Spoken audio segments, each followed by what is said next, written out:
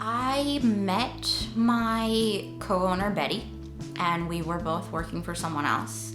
And we knew a couple of things, and that was that we were both control freaks, that we both knew how to do it better, and that neither of us wanted to continue working for someone else. Not only did we want to strike out on our own and create our own recipes and be able to build something that we were proud of, but we also wanted to create some stability for ourselves where we weren't dependent on someone else for our livelihood. And I think that this past year has made a really big impact on us as far as we are pleased that we did that. COVID has affected us in a couple of different ways. People aren't allowed to come into the bakery anymore, and that definitely affects the way you interact with them. How busy we are, it's changed what you can expect.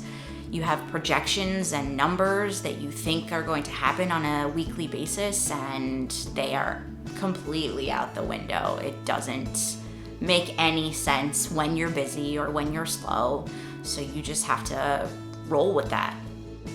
So when the shutdown happened, I was very scared that the business was going to close. I didn't know how long we would be able to not sell product and still be able to pay rent, pay utilities, and pay ourselves. If I can't take home the money that I need to take home, then I was ready to look into alternative options of employment, even though they were quickly dwindling.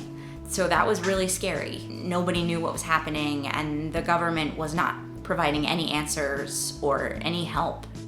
Luckily, I have been blessed with a business partner who is very good at figuring out ways to get grants and loans and keeping us open and afloat and making sure that we are still staying safe and also within the guidelines that the CDC and the city have released.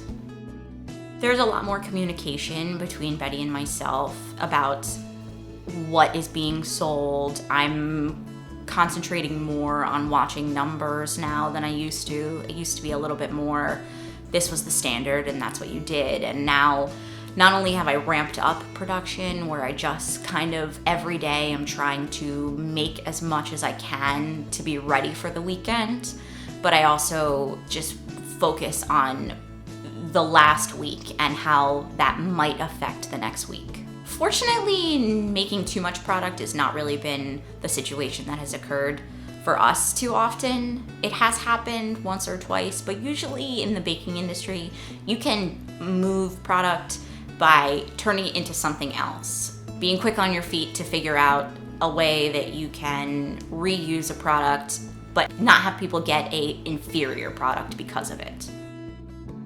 COVID has made things very difficult in opening a second location for multiple reasons. When the first shutdown happened, construction was shut down. So we had an empty space just sitting there that we had to pay rent on still, and nobody could come and do any work. The world is just moving at a slower pace. So we've been testing the waters there and dipping our toes and making sure that everything is where we need it to be, but we're not open to the public yet. And we're anticipating, hopefully after the holidays, being able to actually sell things out of there. Because we've started so small and people were really able to come in and get to know us as owners, as people. They feel like they've grown with us and they're rooting for us. It's lovely to feel that in a community.